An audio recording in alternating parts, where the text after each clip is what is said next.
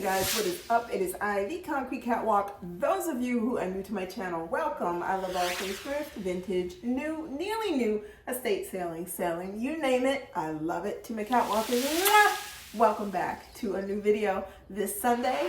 Those of you who are newly subscribed, thank you so much for coming along together on this journey. We are going to get into it. Why the Balenciaga motorcycle bag, or the city bag now as it is affectionately called, is the, and you know what I'm talking about, will always be the sugar honey you know what iced tea. I'm just going to give you a little bit in terms of the historics with the bag. Back in the early 2000s, at the point that the bag was introduced, what was at the very beginning stages the first bag that said a lot without having to say anything with regards to having a logo. Ultimately, the bag ended up on the arms of no other than Kate Moss, and I'll post up here or here so that you can see. At that point, it was a wrap.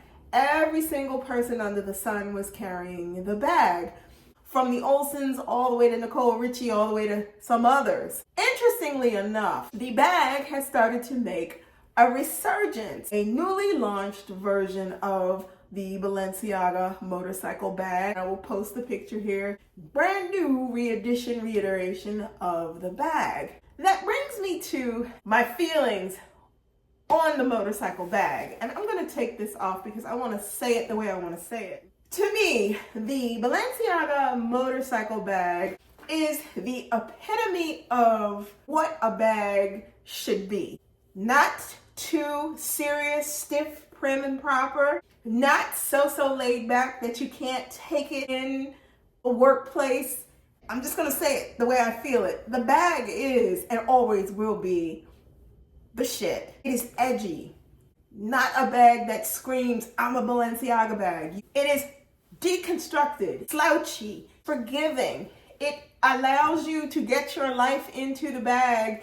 Even at this size, when you see it, you know what this bag is. Quiet, understated edginess. That's what a lot of people fell in love with. I've used this bag, and there have been times when I have been tempted to sell it. But then I discover myself thinking about it. Oh yeah, I can carry my Balenciaga bag. I can reach back and I can grab this. This is the only city bag that I own. From the missing pop tassels to some other things, to the wear on the handles, to the discoloration, to the bottom of the bag having scratches on it, it has not failed to deliver. When I look at this bag, every time I realize she's scratched and wounded. She's not perfect and pristine. And it's not meant to be. It's meant to be used, it's meant to be carried, it's to be enjoyed. That is why this bag will always be and will always live on as the shit, because it's gonna give you exactly what it is that you're looking for. Something that can stand the test of time, do what it was meant to do, and still look good in the process. Guys, let me know in the comments below your thoughts about the reintroduction of the motorcycle bag.